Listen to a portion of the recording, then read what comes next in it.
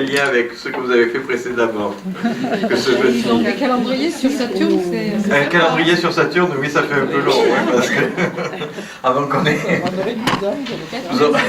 Vous en auriez des... Il va falloir des porte-paroles pour faire tout le tour. Ça suffira pas ce que tu as fait, Odile. Il va falloir se mettre au boulot pour faire un calendrier de Saturne. On a toute la retraite pour faire ça. Alors, comme vous avez été introduit dans le cadre du calendrier pour essayer de vous approprier cette année qui va venir, et d'essayer de voir, vous avez tous trouvé, alors vous avez trouvé Noël, est-ce que vous avez trouvé Noël? Oui. C'est bon, Noël, il n'y a pas eu de soucis. On a Toussaint aussi. Toussaint aussi, ça a été bon. Bon, l'Assomption aussi, c'est bon. L'Assomption, c'est pendant les vacances, donc ça nous est égal, c'est ça? Voilà. Et alors, il y aura Pâques. Et Pâques ne sera pas pendant les vacances encore, une fois l'année prochaine. Donc ça fait un moment maintenant que Montpellier, pour l'Académie, on est en dehors des vacances. Pâques est en dehors des vacances. Alors que je crois que pour les Parisiens, cette année, c'est à l'intérieur. C'est au milieu des vacances. Voilà. Donc vous avez fait votre calcul un petit peu, vous êtes arrivé à faire votre année. Et je crois que c'était intéressant de se projeter justement sur quelque chose de plus large. Même si d'habitude, il faut combien? 160 Je sais plus. 160 ans pour faire un tour, c'est ça? Oui, 165. Donc, avec un nombre de jours incalculable, de se projeter là-dedans. J'avais une citation. Est-ce que vous connaissez Georges Lemaître? Oui. Qui connaît Georges Lemaître? Qui est Georges Lemaître? C'est un prêtre physicien. Un prêtre physicien, c'est lui qui a le premier conceptualisé le Big Bang en fait. Il est prêtre. Quand on dit que l'Église n'est pas capable de se projeter et de se mettre dans l'évolution et tout ça, c'est un homme belge. Belge. Et il nous dit cette belle, en 1931, il écrivait ça, l'évolution du monde peut être comparée à un feu d'artifice qui vient de se terminer. Quelques mèches rouges, cendres et fumée. Debout sur une escarbille mieux refroidie, nous voyons s'éteindre doucement les soleils et cherchons à reconstituer l'éclat disparu de la formation des mondes. Nous cherchons à reconstituer l'état disparu de la formation des mondes. Georges Lemaître en 1931. On peut être prêtre, physicien et poète. Voilà.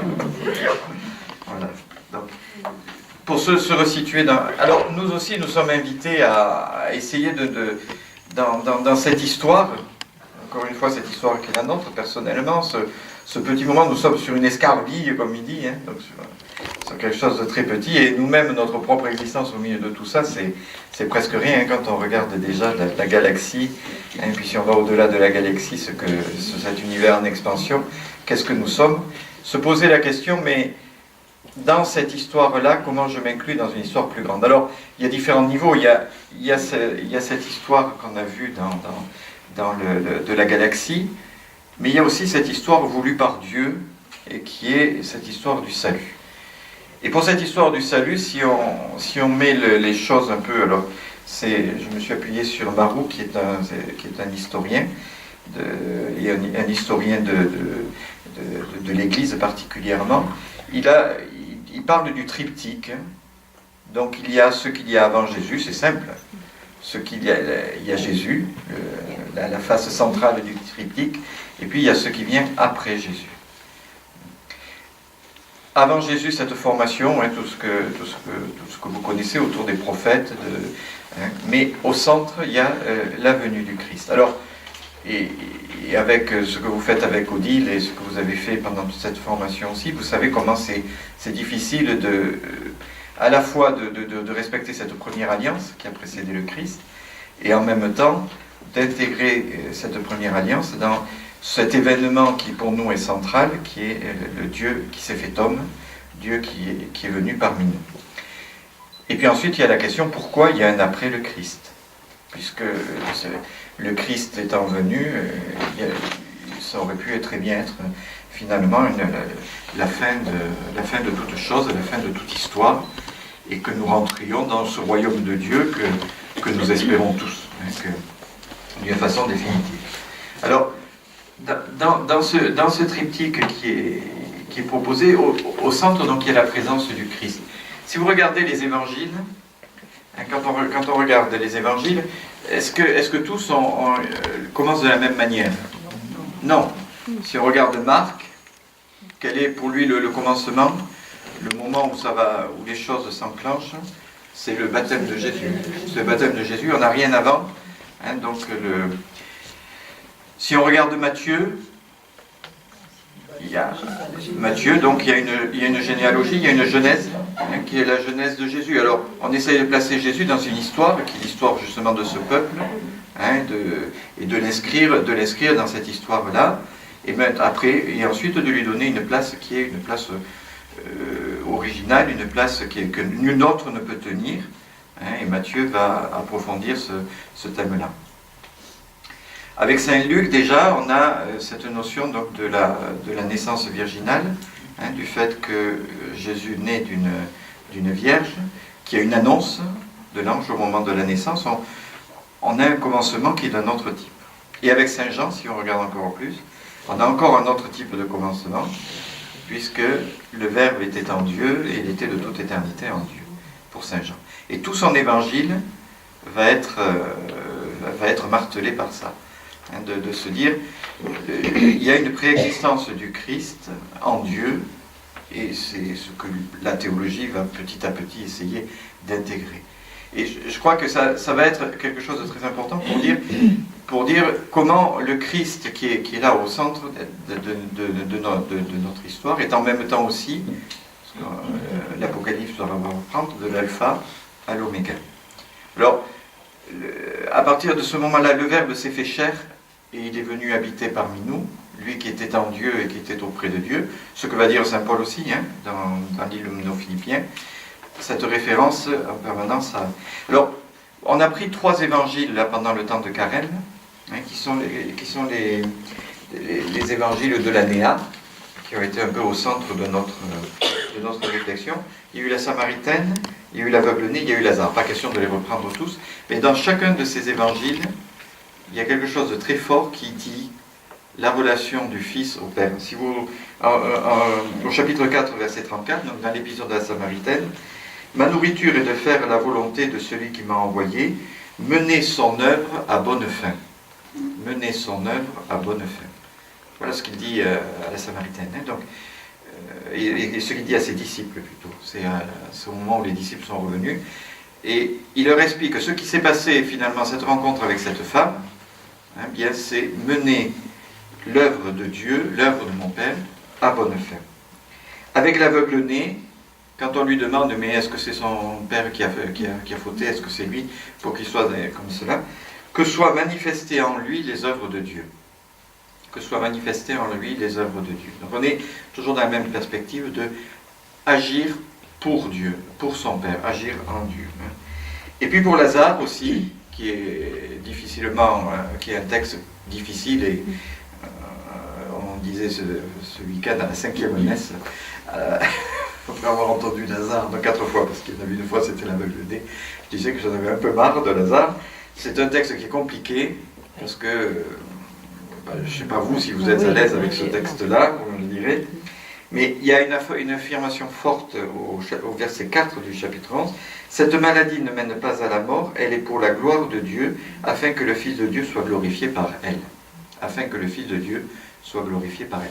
Dans ces 3 récits, il y a un rapport très fort à l'œuvre de Dieu, à la gloire de Dieu en Jésus, qui se manifeste en Jésus et par Jésus, hein, par le Christ.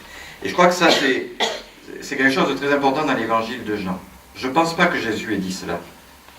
Et cet accès à la parole, aux paroles qu'a pu faire dire Jésus, tout ça, on l'a à travers ces témoins forts que sont Matthieu, Marc, Luc et Jean. Mais en même temps, on ne sait pas ce que le Christ lui-même a pu dire. Mais en tout cas, si Jean, qui parle de cette préexistence du Verbe auprès de Dieu et du Verbe qui s'est fait chair, hein, si Jean met dans la bouche de Jésus ces paroles si fortes, c'est pour bien dire que l'œuvre du Père se réalise à travers le Fils. Et c'est pour ça que nous sommes au centre on met le Christ en tant que chrétien au centre de tout cela. Alors, pourquoi y a-t-il un après le Christ ? Pourquoi après le tombeau vide, pourquoi y a-t-il l'ascension? Et Jésus, dit-il, il faut maintenant, il est bon pour vous que je m'en aille. Hein. Il est bon pour vous que je m'en aille. Il est bon pour vous que je m'en aille. Voilà.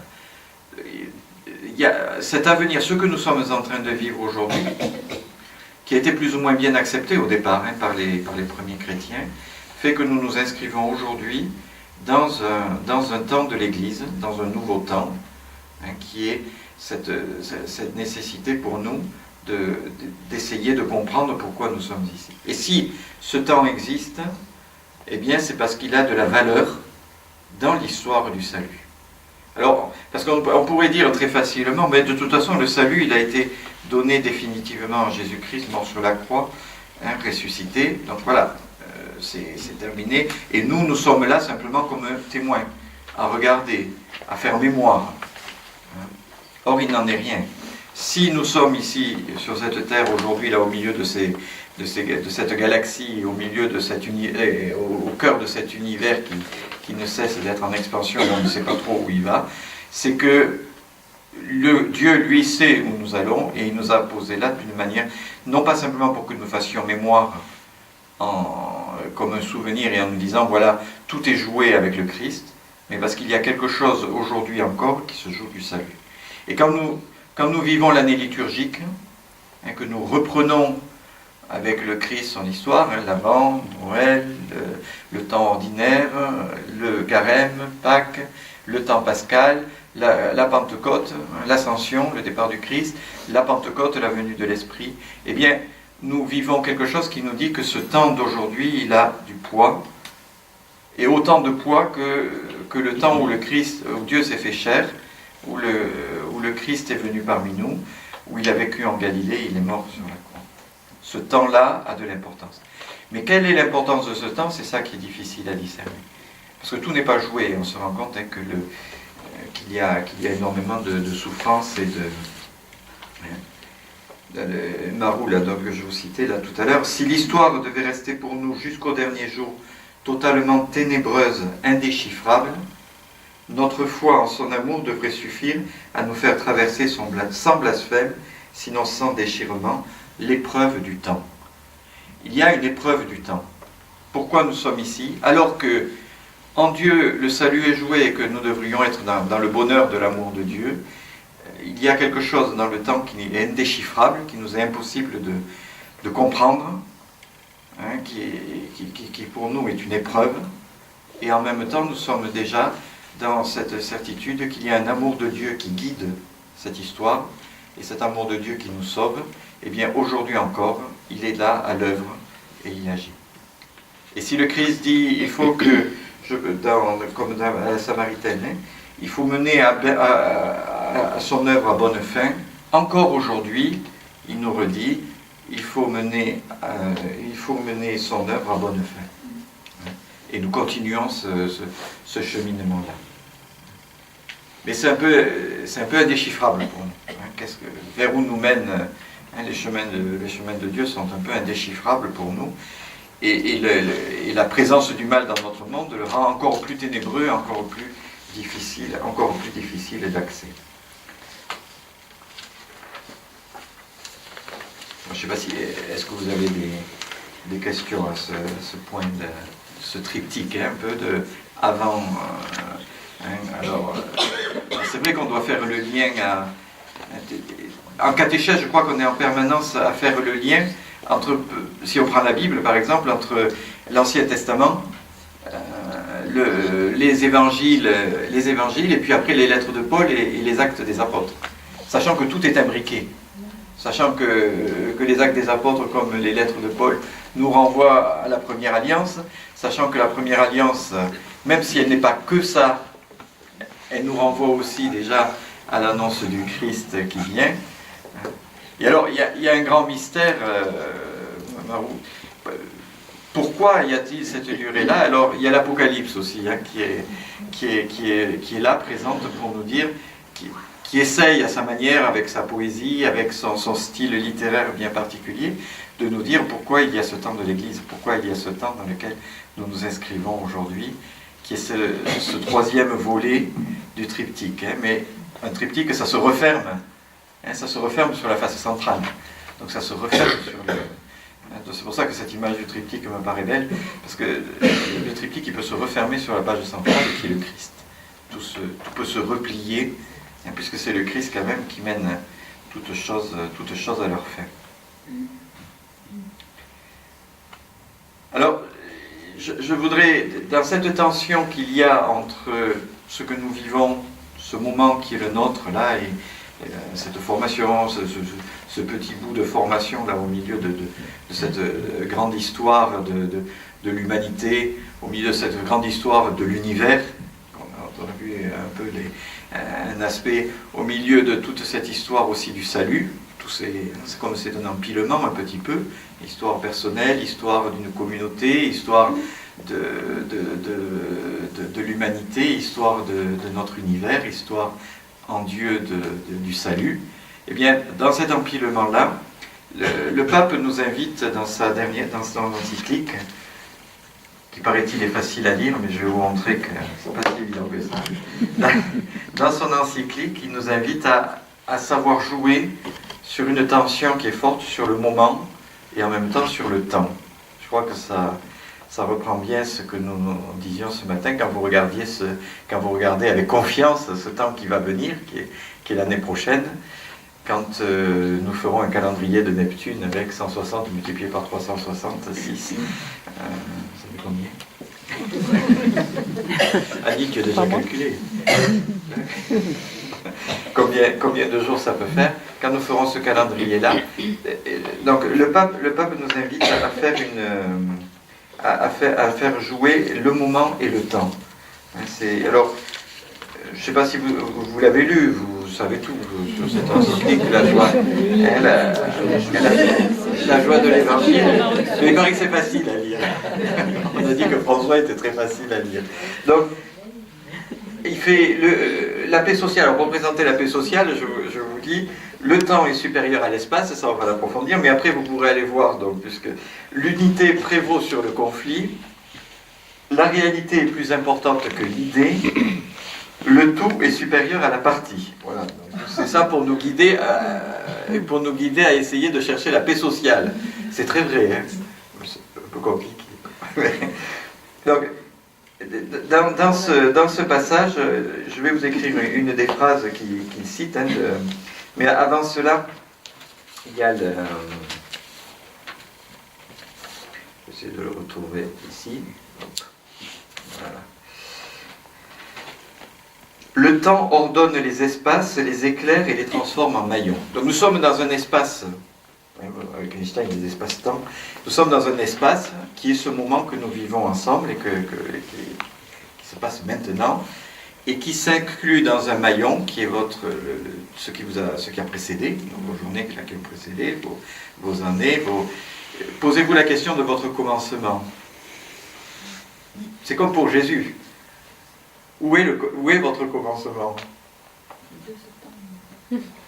Voilà, Muriel, 2 septembre. Es-tu si sûr que ça, c'est ton commencement? Non, j'existais déjà avant. Tu existais déjà avant, donc déjà dans le ventre de ta maman. Allons. Comme Jésus. Et plus avancé encore, j'étais ailleurs. Peut-être que tu n'étais pas ailleurs, mais en tout cas tu étais dans l'idée d'un homme et d'une femme, peut-être. Demain, ce sera peut-être plus compliqué, ce sera peut-être dans l'idée de 2 hommes ou de 2 femmes, mais n'entrons pas n'anticipons pas sur les... Mais tu étais dans l'idée d'un homme et d'une femme, en tout cas, enfin, j'espère. Et puis, malheureusement, parfois, oui... la génétique fait que ça devient plus compliqué à dire, ces choses-là. Tu étais dans l'idée d'un homme et d'une femme. Mais cet homme et cette femme, ils sont nés déjà de... c'est pour ça que regardez la généalogie de Jésus, hein, comme elle est importante pour l'ancrer dans son temps, alors que Jean lui dit, il a préexisté auprès de Dieu là depuis toute éternité. Tu dis, bon, ben on va regarder un peu sa généalogie, on va regarder comment il s'inscrit dans le temps, hein, il prend moins de distance. Voilà. Donc, le temps ordonne les espaces. Tu as repris l'encyclique. Alors c'est le numéro 223. celui-là. Numéro 200. Non, Régis est absolument parfait. Au niveau technique. Au niveau... Non, même au-delà des niveaux techniques. Encouragez-le quand même. Le responsable artistique. Il n'y a pas que ça. Et donc, voilà, nous sommes au 223. Personne n'est parfait.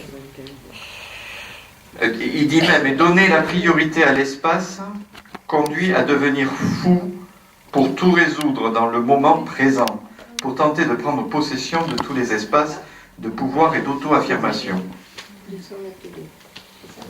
Voilà, 200, on est en 223. Voilà, c'est un peu plus loin. Hop. Voilà. Donner la priorité de l'espace conduit à devenir fou pour tout résoudre dans le moment présent, pour tenter de prendre. Voilà, c'est cristalliser les processus et prétendre les détenir. Je pense que nos hommes politiques mériteraient de pouvoir lire ça. Donner la priorité au temps, c'est s'occuper d'initier des processus plutôt que de posséder des espaces. Le temps ordonne les espaces, les éclaire et les transforme en maillons d'une chaîne en constante croissance, sans chemin de retour.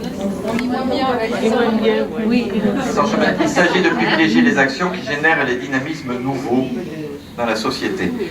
C'est simple, hein? Voilà. Mais c'est compréhensible en même temps. C'est vrai que parfois les mots sont un peu compliqués, mais l'idée est forte, hein, de se dire attention. Et vous, quand vous êtes dans la perspective de la liturgie, justement, et d'une année liturgique, on n'est pas ancré uniquement sur le moment. Quand on fête Noël, de la crèche au crucifix, on est déjà à Pâques. C'est-à-dire que, en ce moment-là, on est au carême, on va rentrer dans la semaine 7. Le vendredi saint, on est déjà à Pâques aussi. C'est-à-dire, le moment qui est donné nous projette déjà sur le futur. Et si Christ nous a sauvés, ça veut dire que le moment de l'Église que nous sommes en train de vivre, qui nous pose à un moment donné dans l'espace, et là, dans un moment et espace, hein, nous propulse déjà dans le temps, sur cette perspective, que tout va être réconcilié par le Christ, hein, tout va être réconcilié en Dieu. Toute la création va être réconciliée en Dieu. Hein, donc, on a le temps. Ça, c'est important en catéchèse. Dites-leur, on a le temps avec nous. Hein? Les Africains, là, disent, hein, vous avez la montre, nous, on a le temps. C'est ça? C'est ça? Vous avez la montre. Eh bien, nous aussi, prenons le temps. Hein, prenons le temps de vivre en grâce avec nos frères, ce beau chant, hein, qui dit. Prenons le temps de vivre en grâce. Soyons justement dans cette idée que tout ne se joue pas immédiatement et qu'il y a des perspectives plus larges. C'est à cela qu'il veut nous entraîner. Et alors, il pose une question à partir d'un théologien qui s'appelle Romano Guardini. Alors là, c'est une phrase qui est un peu plus compliquée. Tu la trouves, c'est au 224. Au 224. Il va nous donner un critère. C'est important, les critères aujourd'hui pour essayer. Alors, un critère qui va nous paraître peut-être un peu compliqué, on va le lire. Alors, le critère, c'est donc l'histoire le jugera peut-être selon le critère qu'énonçait Romano Guardini. L'unique modèle, vous l'avez? Oui. L'unique modèle, il n'y a pas de... Pour évaluer correctement une époque, notre époque, au milieu de cette histoire du salut, hein, notre époque, et de demander jusqu'à quel point se développe en elle et atteint une authentique raison d'être, la plénitude de l'existence humaine, en accord avec le caractère particulier et les possibilités de la même époque. Alors, reprenons ça. Redis-le plus Vous simplement. voyez, hein, l'encyclique est facile. Facile. C'est facile, oui. Ça va vous dire facile. Mais c'est une très belle, c'est quelque chose de très profond en fait. Et parfois, on peut méditer sur une simple phrase comme ça. On n'a pas besoin de tous les articles. Reprenons-le. L'unique modèle pour évaluer correctement une époque. Ok ? Notre époque. Y compris notre époque. Qu'on va retrouver ensuite, et les possibilités de la même époque. Vous allez voir, ça, c'est quelque chose de très important. Donc, cette époque qui est la nôtre, dans laquelle nous vivons, hein, alors, il y a une question à se poser. Voilà. Ça, c'est important aussi. On est dans un monde, on a le droit de se poser des questions par rapport à ce que nous vivons aujourd'hui dans ce temps, au milieu de cette histoire du salut. Jusqu'à quel point donc, quelle est la capacité en elle de faire quoi? De développer la plénitude de l'existence humaine, de développer en elle la plénitude de l'existence humaine. En quoi le temps qui est le nôtre aujourd'hui permet à chacun de se réaliser et d'aller jusqu'au bout de lui-même, cette plénitude de l'existence humaine. Beau critère. Plénitude de l'existence humaine. Est-ce que notre époque permet aux uns et aux autres, de tous qui vivons là, dans cette fraternité universelle, dans cette humanité qui nous rassemble, est-ce qu'il y a une capacité à sentir qu'il y a une plénitude de l'existence humaine? Est-ce que lorsqu'on voit partir l'un de nos compagnons de route au moment de son décès, est-ce qu'avec lui on peut se dire il y a la plénitude de l'existence humaine qui s'est accomplie en toi? Malheureusement, il n'y a pas d'absolu là, mais c'est une question qui peut se poser. Et atteint une authentique raison d'être. Donc la plénitude de l'existence humaine, donc si on reformule la question autrement, uniquement, on peut prendre la plénitude de l'existence humaine a atteint une authentique raison d'être. Voilà. A atteint une authentique raison d'être. Mais c'est en accord avec le caractère particulier et les possibilités de la même époque. On n'est pas dans un absolu. Notre époque, elle est ce qu'elle est. Elle est avec ses richesses et avec ses limites. Et c'est avec cette réalité-là que doit essayer de se réaliser une plénitude de l'existence humaine. Et là, ça c'est très important, cette dernière partie. Parce que c'est de dire, attention, ne prenez pas un envol là tout d'un coup, en vous disant, de toute façon, notre époque, soit elle vaut rien, soit elle est parfaite, et de toute façon, soit elle ne permettra pas de réaliser l'existence humaine, et à ce moment-là, ça veut dire qu'on est tous dans un pessimisme, en disant, il n'y a que le Christ, et là, regardez le Christ, et tournez-vous vers le Christ, et puis nous, ce que nous sommes en train de vivre, ça n'a aucune valeur et aucune raison d'être. Ou alors, l'autre manière, ce serait de dire, de donner tout son poids à notre époque, et de dire, en notre époque, tout se réalise. Nous sommes dans une sorte de progrès, et là tout va bien, voilà, on a bien progressé, et tout ce qu'il y a eu avant, ça ne nous regarde pas, et finalement nous sommes arrivés à une sorte de satisfaction, de fin de l'histoire, en quelque sorte, par nous-mêmes. Alors on n'a même pas besoin de l'intervention de Dieu, par nous-mêmes, nous sommes dans une sorte de fin de l'histoire, où nous sommes tous heureux, et tout se passe bien, et dans la plénitude de l'existence humaine. Non. Notre époque, elle a ses limites et ses caractères propres. L'époque de demain, elle aura d'autres limites et d'autres caractères propres, comme les époques d'avant. Et quand on vous dit ne jugez pas, que l'histoire ne doit pas juger ce qui s'est passé au XVIe siècle ou au XVe siècle à l'aune de ce que nous vivons dans notre époque, c'est très important ça. Mais par contre, notre époque ne peut pas être jugée non plus avec les critères qui étaient ceux sous Charles Quint ou François Ier. Pas le pape, le roi François Ier.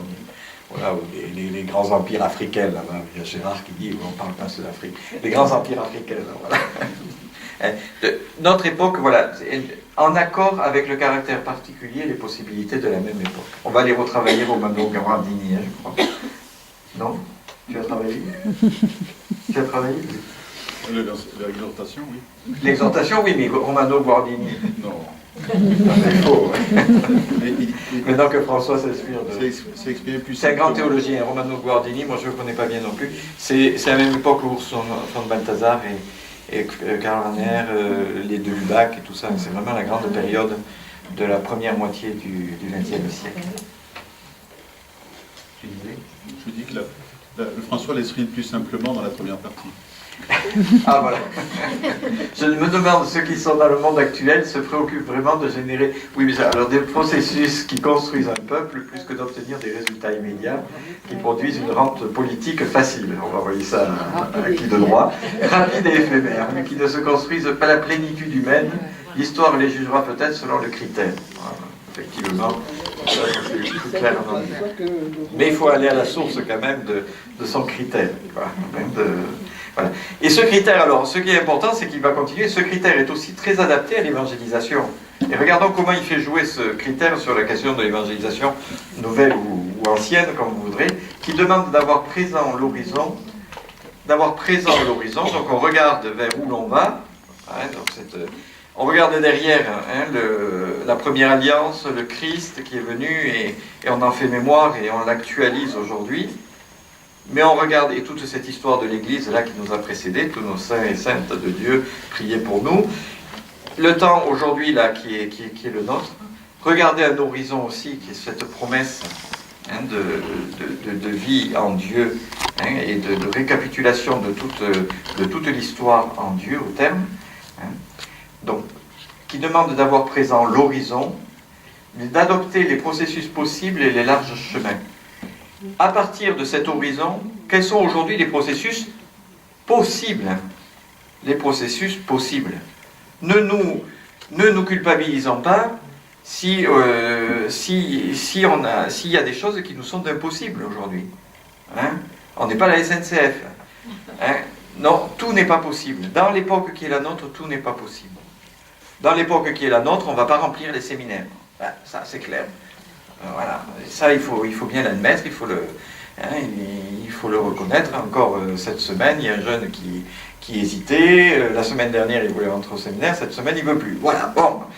Alors, on accompagne ça.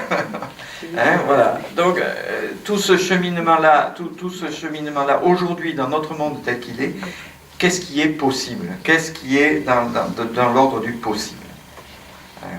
Mais en même temps, en Dieu, avec ses possibilités, avec ses limites qui sont les nôtres, ces difficultés d'identification, cet indéchiffrable qu'il y a dans l'histoire, il y a en même temps une œuvre de Dieu qui s'accomplit, comme elle s'accomplissait avec le Christ, eh bien elle continue à s'accomplir aujourd'hui. Et nous recevons cet esprit, et cet esprit déjà éclaire pour nous et nous donne la vérité tout entière. Voilà. Je vous laisse avec cette méditation sur Romano Guardini, ou alors si vous préférez le pape François Ier. Voilà. Je sais pas, il y a des choses peut-être que j'ai pas trop répondu à ce qu'on s'était dit au départ, mais maintenant il y a des questions possibles, si vous voulez.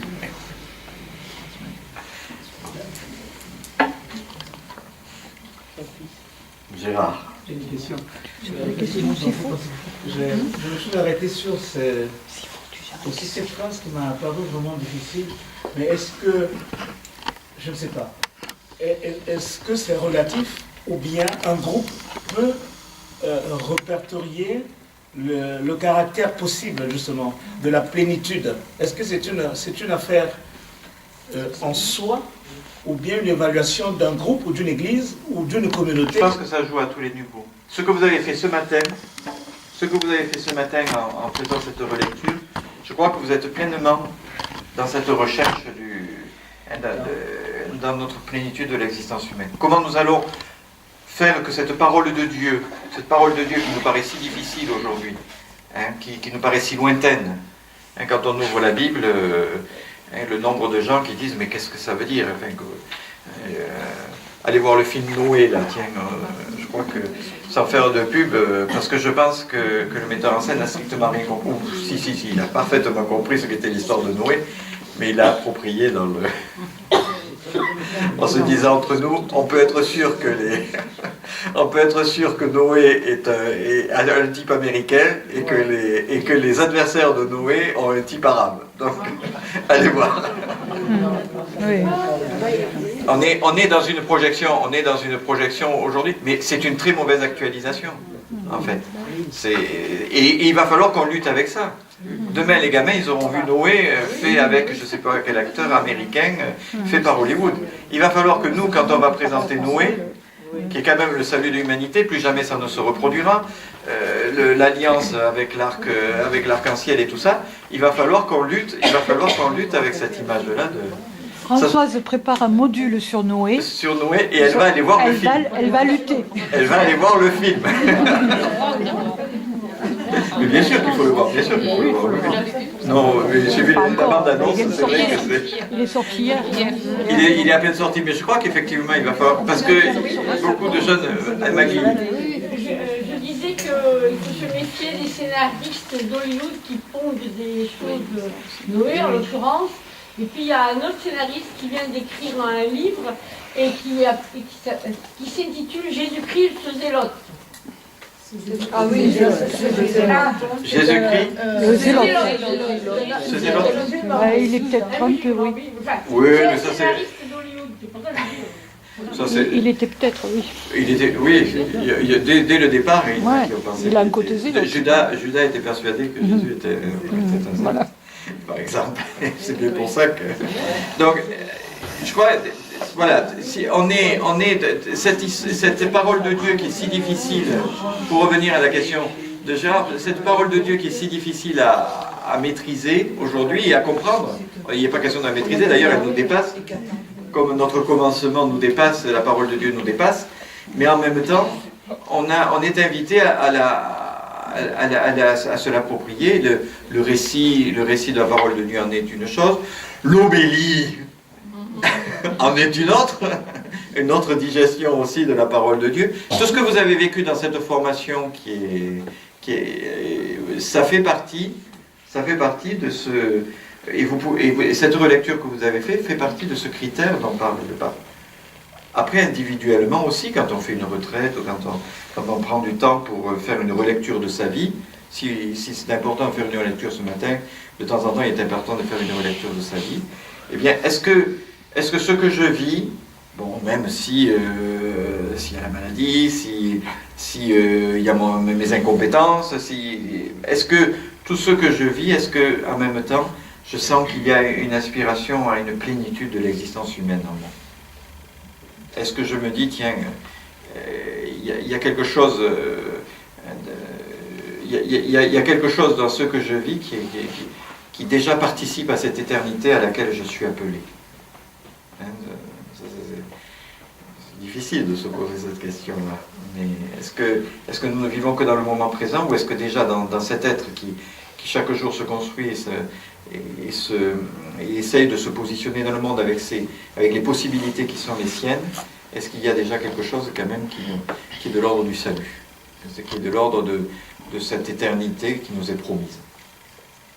Parce qu'il faudra bien vivre avec cette histoire qui est la nôtre, dans l'éternité aussi, avec ses hauts et ses bas, même si on est jugé et qu'on est réconcilié.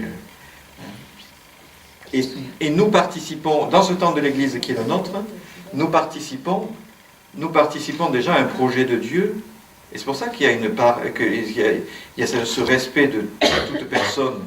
Une phrase comme ça aussi nous renvoie à ce respect de toute personne, parce que cette plénitude de l'existence humaine, elle n'est pas réservée à un Premier ministre ou à un chef de commission à Bruxelles. Elle est pour chacun de nous. C'est comment...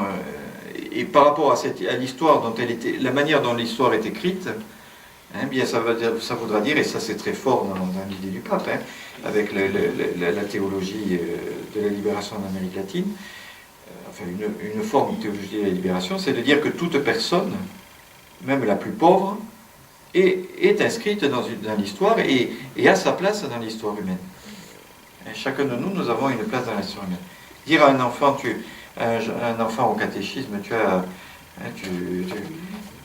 l'autre jour, j'ai eu un grand drame parce que, sans le vouloir, la fois d'avant, j'avais traité un gamin de couillon.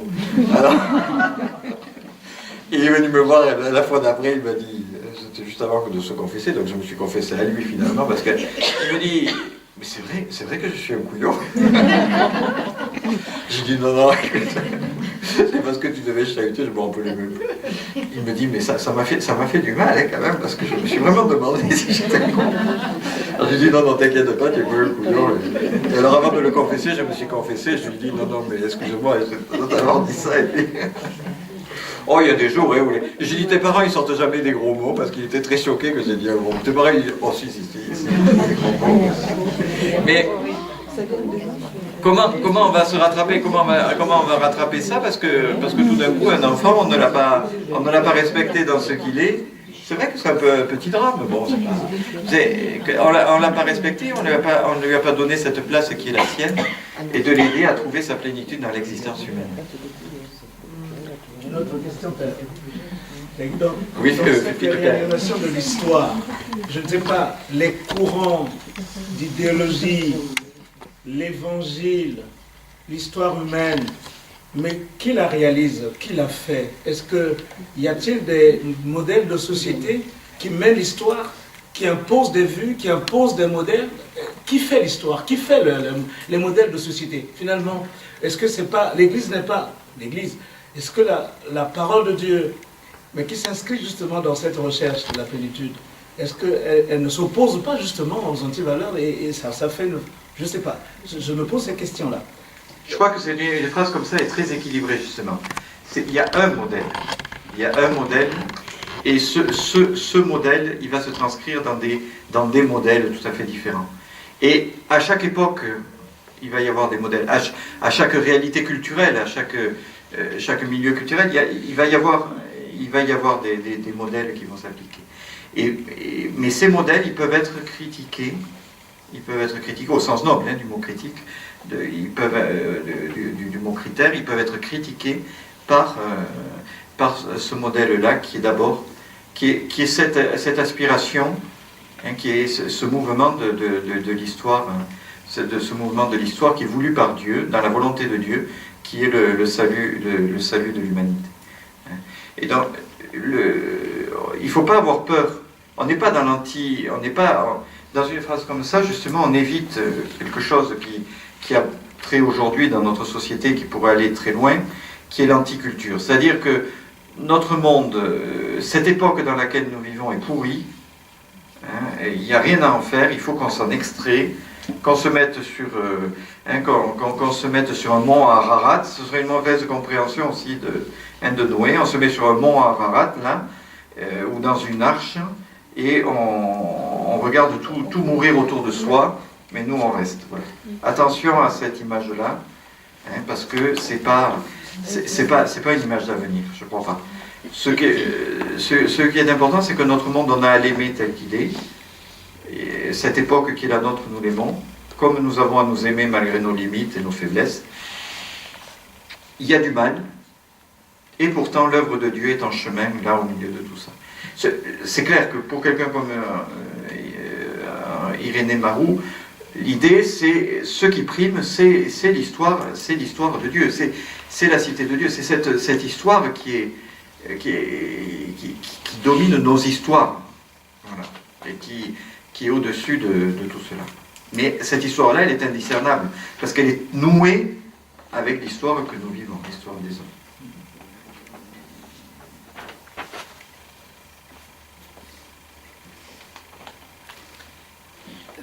Vous étiez tout à l'heure en 4 groupes. Il vous était proposé de remonter une question ou plusieurs questions par rapport à ce que vous avez dit ce matin ou par rapport... Voilà.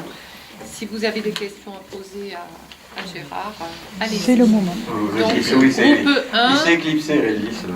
Groupe 1, vous aviez des questions? Je ne sais pas, c'est lequel. Eh bien, avec Jeanne. Bon, alors avec Jeanne. Alors, pourquoi mettons la lecture de la Passion le jour des rameaux? Il y a sûrement une logique, mais laquelle? Ensuite, on a qu'est-ce qu'une solennité? Alors, je pense que c'est important qu'il ait... D'abord, c'est le dimanche de la Passion. C'est une manière d'entrer et de... Comme je disais tout à l'heure, au moment des rameaux, déjà, il y a en perspective la Passion et la mort. Et déjà, il y a la résurrection déjà qui est en perspective. Il y a déjà le tombeau ouvert. Donc, au moment des rameaux, on fait aussi la résurrection, puisque de toute façon, il y aura l'Eucharistie. Sinon, il ne faudrait pas qu'il y ait l'Eucharistie non plus à la messe des rameaux. L'Eucharistie, c'est la résurrection. Donc, on est déjà dans cette perspective. Et ça nous aide, alors spirituellement, ça nous aide à entrer dans cette grande semaine et à se dire qu'est-ce qui va se passer. On ne peut pas isoler les rameaux. Malheureusement, trop de gens dans aujourd'hui viennent et isolent les rameaux parce que Jésus est acclamé comme roi, comme zélote justement. Donc on acclame Dieu, on a les rameaux, on part avec les rameaux bénis, puis après on ne les voit pas le jeudi saint, le vendredi saint, le samedi de Pâques, et malheureusement, et le dimanche de Pâques, ils ont oublié la résurrection. Mais ils sont zélotes, voilà. Donc finalement, Jésus est un zélote pour eux, voilà. Il est acclamé comme roi, quoi, et ça s'arrête là. Ça s'arrête là, ça s'arrête là. C'était quoi, Zélote? Un zélote, les zélotes, c'était le parti, le courant chez les Juifs qui voulait le rétablissement de la royauté, en fait, voilà, en quelque sorte, et qui voulait le départ des Romains. La vraie royauté, parce qu'il y avait la royauté d'Hérode, pardon pas. C'était très zélé. Qui était un fantoche, voilà, mais c'est des gens, je pense que le mot zélé vient de là, justement, c'est des gens qui, et c'était des gens pieux certainement, hein, mais qui étaient trop zélés. Il y avait une action politique derrière.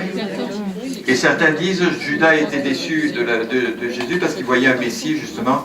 C'est ceux qui envisageaient un Messie libérateur, quoi, hein. Voilà. Libérateur, nous on croit au Messie, au Christ libérateur, mais pas pour faire chasser les Romains, quoi. Après sa mort et sa résurrection, les Romains étaient toujours là, quoi.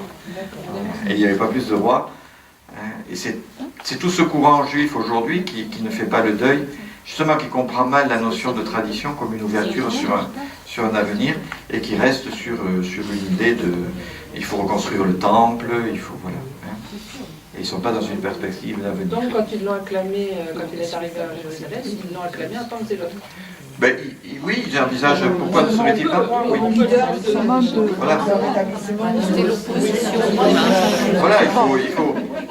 Et du coup, les chefs juifs vont en profiter pour pousser, pour dire aux Romains, faites attention, cet homme est dangereux, parce qu'il veut le pouvoir, alors que Jésus ne voulait aucun pouvoir.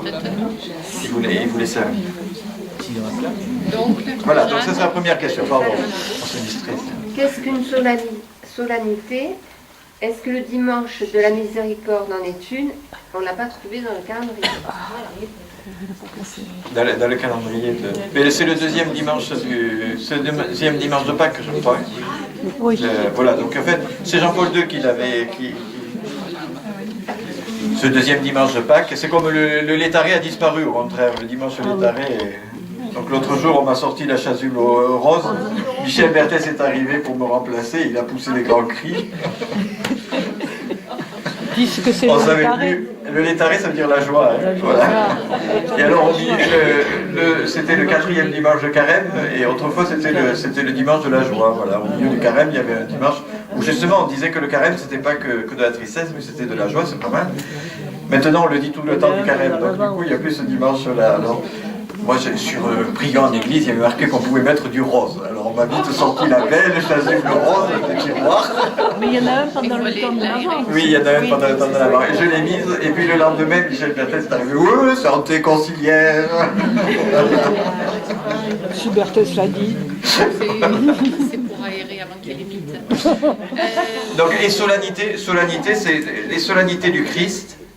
Par exemple, les dimanches où on tombe sur une solennité qui concerne le Christ, donc même certaines, l'Annonciation par exemple, l'Annonciation peut passer avant le dimanche, je crois, parce que c'est une solennité du Christ. À ce moment-là, elle passe sur le dimanche.